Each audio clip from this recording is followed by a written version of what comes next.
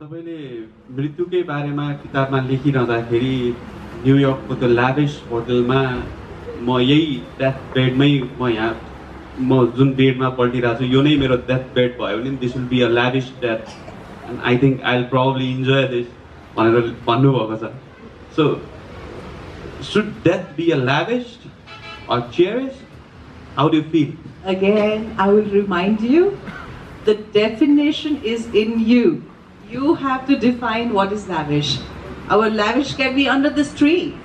मलाई चाहिँ नि honestly मलाई चाहिँ माटोमा खेल्न मन लाग्छ, म जङ्गलमा घुम्न मन लाग्छ. म जङ्गलमा कहिलेकाहीँ म हिजो पनि भन्दै थिएँ हामी जङ्गलबाट पास गर्दाखेरि किन मलाई जङ्गलमा आफ्नो I feel at home in jungle, you know. So it depends on you.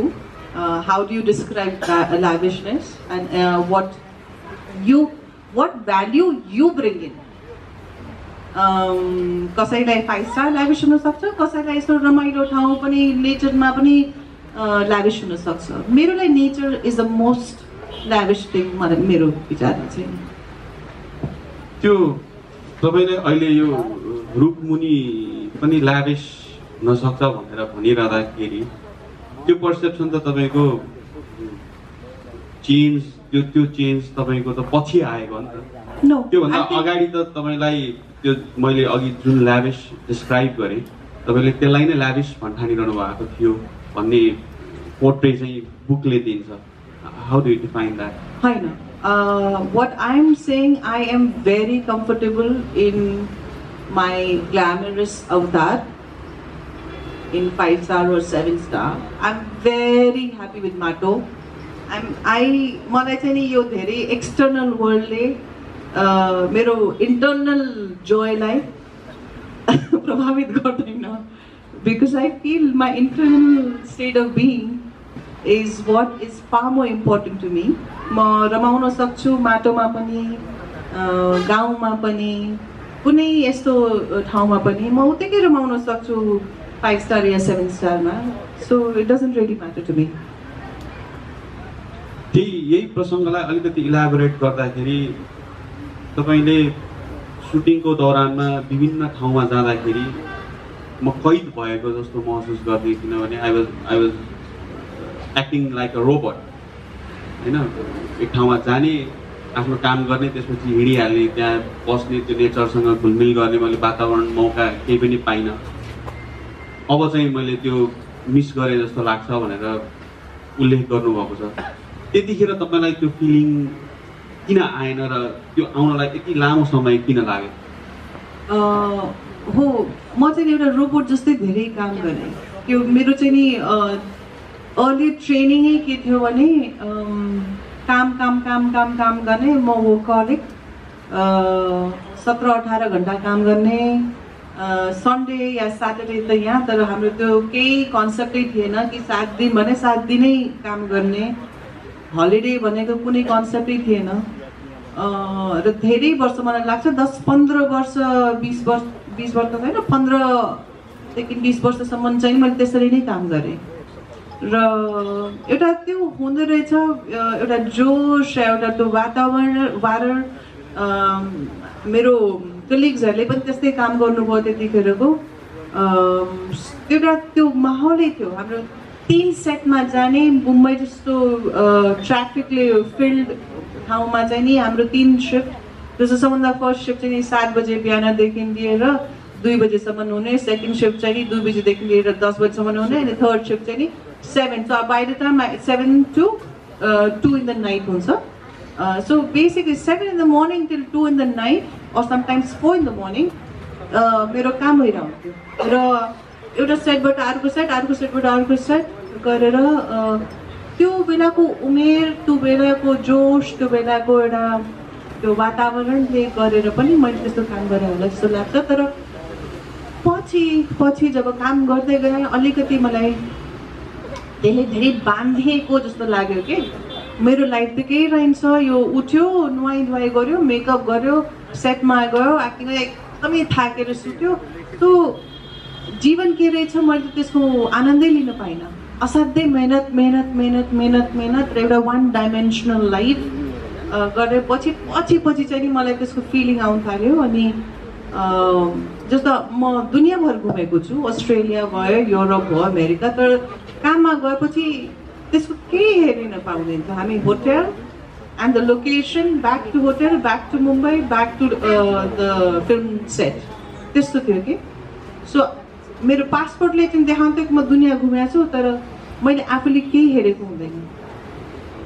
So slowly चाहिँ मलाई ब्रेक लिन मन लाग्यो, यो धेरै रोबोटिक सिस्टमबाट चाहिँ नि बाहिर निस्किन मन लाग्यो। त्यस्तो त्यो त्यति बेला जे गरेँ गलत गरेँ जस्तो लाग्छ अहिले? मलाई लाग्छ हरेक कुराको भ्याल्यु हुन्छ लाइफमा, इभन मिस्टेक्सको भ्याल्यु हुन्छ। र जे कुरा भयो ठिक भयो, त्यसबाट मैले के सिक्न पाएँ, त्यसबाट मैले के गर्न पाएँ भन्दा पनि त्यो पनि एउटा राम्रो मलाई लाग्छ पर्सेप्सन हामीले डेभलप गर्नुपर्छ। म चाहिँ नि धेरै त्यो होइन कि पछाडि हेरेर आफूलाई कोस्ने या त्यस्तो भए कस्तो हुन्थ्यो होला, या बेचारा म एउटा भिक्टिम कार्ड खेल्ने आजकल अलिकति चलन बढिरहेको छ। Sorry to say this, but मलाई लाग्छ त्यो म त्यस्तो मान्छे होइन। डिफिकल्टिज आउँछ, स्ट्रगल आउँछ, हामीले मिस्टेक्स पनि गर्छौँ, थुप्रो कुराहरू हुन्छ, त्यसबाट हामीले चाहिँ सिकेर अगाडि बढ्नुपर्छ मलाई लाग्छ। अलिकति तपाईँको उपचारतिरको कुरा गरौँ, किनभने त्यसले पनि तपाईँको बाँच्ने अभिलाषा तपाईँमा कति धेरै थियो भन्ने कुरा अलिकति देखाउँछ जस्तो लाग्छ मलाई। किनभने तपाईँलाई क्यान्सर छ भनेर यहाँ नेपालमा डायग्नोस भएको हो, त्यसपछि तपाईँ मुम्बई जानुभयो, त्यसपछि न्युयोर्क जानुभयो। You wanted best of the best treatment for yourself, अनि त्यो प्राप्त पनि गर्नुभयो जीवनको लागि। यो अमूल्य जीवन प्राप्त गरेपछि अब अहिले चाहिँ तपाईँलाई के फिल हुन्छ? लाइक त्यतिखेर त्यो डिसिजन जसरी तपाईँले गर्दाखेरिको खर्चदेखिको कुरा होइन, खर्च म्यानेजमेन्ट कसरी गर्ने भन्ने कुरा, त्यहाँ गएर त्यसरी उपचार गर्दाखेरि म निको हुन्छु कि हुन्न भन्ने दुविधा, आज यहाँ यो कुर्सीमा बसेर त्यो बेलाको सङ्घर्ष सम्झिँदाखेरि के भाव आउँछ मनमा? एउटा स्टिभ जबको एउटा स्पिच थियो कि, आई थिङ्क कुनै युनिभर्सिटीमा उहाँले एउटा एकदमै राम्रो स्पिच दिनुभएको थियो। त्यसमा चाहिँ नि उहाँले कनेक्टिङ द डट्स भनेर, when you start connecting the dot and then जब भइरहेको हुन्छ त्यतिखेर थाहा हुँदैन, तर भइसकेपछि when you look back and then you start connecting the dots, then you realize everything was meant to be happening to you to reach you where you are at. त्यस्तो हुँदो रहेछ। र मैले भने जस्तो कि हरेक कुराको आफ्नो ठाउँमा महत्त्व हुन्छ, इम्पोर्टेन्स हुन्छ।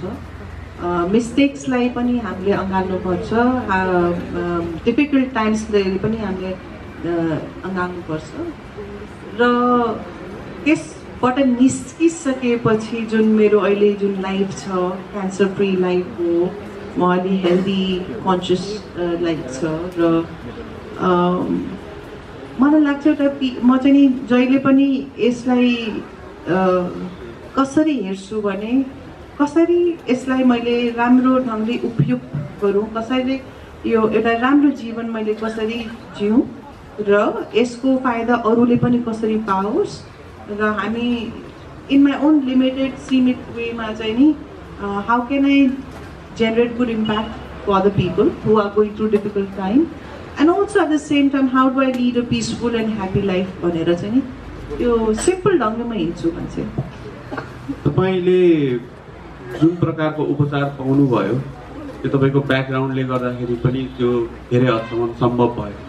र अहिले एज अ क्यान्सर एक्टिभिस्ट तपाईँ क्यान्सर अवेरनेस प्रोग्रामहरू पनि चलाउनुहुन्छ। र नेपाल जस्तो देशमा जहाँ चाहिँ स्वास्थ्यको यो संरचना एकदम कमजोर छ, यस्तो ठाउँमा बसेर त्यो बेलाको तपाईँले गरेको सङ्घर्षलाई सम्झिँदाखेरि त्यसलाई कसरी त्यो त्यो डटलाई चाहिँ कसरी कनेक्ट गर्नुहुन्छ? So you're saying is nepotism in my upchar also? You cannot link nepotism with everything. No, it's not nepotism. I'm sorry, I'll correct that. I'm just telling you being an actress, you have that accessibility to go to the New York. So I got your answer, but I am actually quite critical of the word. That's why I said. Basically, I was blessed, and thank God I was in a profession which had given me some money, and by some, I'm not the person who collects money, by the way, I'm not money savvy person. By some reasons I had enough, and I was able to treat my disease, and I was able to fly to New York and get a good doctor, rather the best oncosurgeon, and one of the best oncologists, started treatment in Apai, which I feel was blessing in disguise, so it was really nice. Having said this, अर्को पनि कारण के हो नि, त्यहाँ दुई तीनवटा कारण छ, जस्तो कि when you are genetically mutated like me, I am BRCA positive case, cancer हुने सम्भावना बढी हुन्छ। तर अर्को पनि मेडिकल साइन्सले के भन्छ भने क्यान्सर भएपछि त्यसको उपचार पनि धेरै काम लाग्छ भनेर। सो इट्स त्यस्तो छ भने म त यहाँ धेरै नेपालमा पनि उपचार क्यान्सरबाट ट्रिटमेन्ट दिएको धेरै आइमा हेर्दै छु, र ओभेरियन क्यान्सरको नै, र most probably it could also be that they are also genetically mutated मेरो हिसाबले, because that's what I've learned over there, कि genetically mutated छ भने, genes mutated छ भने क्यान्सर हुने सम्भावना बढी हुन्छ, तर क्यान्सर भइसकेपछि पनि त्यसको उपचार चाहिँ धेरै लाग्छ भनेर, निको छिटो हुन्छ भनेर। त्यो पनि कारण हो म त्यो क्यान्सर ट्रिटमेन्टले मलाई काम गर्यो। र अर्को तपाईँको सबभन्दा राम्रो क्वेसनको पक्ष के थियो भने, जब यहाँको क्यान्सर पीडितको म स्थिति हेर्छु, त्यतातिर हामीले के गर्न सक्छौँ भन्ने चाहिँ नि हाम्रो सोच जानु पर्यो, हाम्रो विचार जानु पर्यो, हाम्रो मन जानु पर्यो कि हामीले कसरी उहाँहरूले मद्दत गर्ने। किनभने यो एकदमै सत्यको कुरा हो, क्यान्सरको ट्रिटमेन्ट असाध्यै महँगो हुन्छ।